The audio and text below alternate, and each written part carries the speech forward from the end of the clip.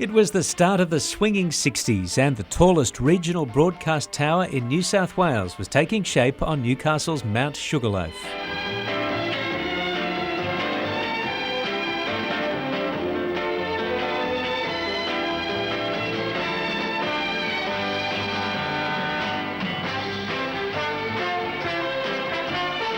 Engineer George Hurd says the test signals from the 140-metre tall tower were seen over a wide area.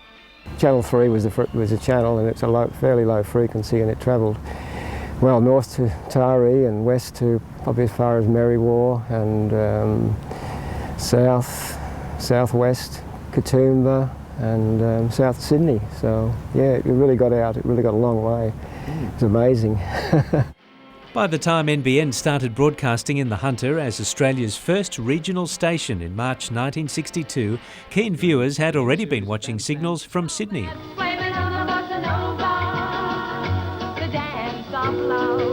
Sydney came on the air before the regional areas, of course, and they started off by having to put large antennas, 30-foot masts on top of houses to pick up the signals coming out of Sydney. And there were black and white pictures, and I remember watching them in Mayfield. I lived in Mayfield in those days, and watching them in the local electrical shop, and it was amazing to see those pictures. Despite the ravages of rust and wind, a handful of those Sydney antennas remain, standing proudly as a shrine to TV watching, just as the NBN tower watches over Newcastle and the Hunter. But from the 90s, the signal spread far wider. We expanded in 1991 as well into northern New South Wales, so instead of being just Newcastle, Hunter Valley, NBN became northern New South Wales as well, so that was a big change. And we had to build several more transmitting sites.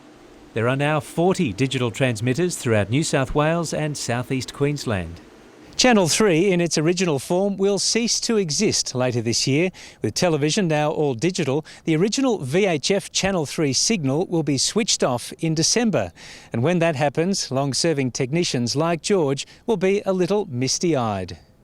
We fought a long time to keep NBN3 operational. There were some times when they wanted to move the channel to UHF. Around the time of aggregation, they wanted to move us to UHF, but we persevered to stay on Channel 3 because of the coverage, and that's the channel we were allocated right back in 1962. So it'll be very, very difficult to turn it off and say that's the end of it. Even though George officially retired 2 years ago, he can't stay away, still working on the transmitter one day a week. Well, it's been my life, you know. I can't say any more, really. I've really enjoyed it. It's hard to let go.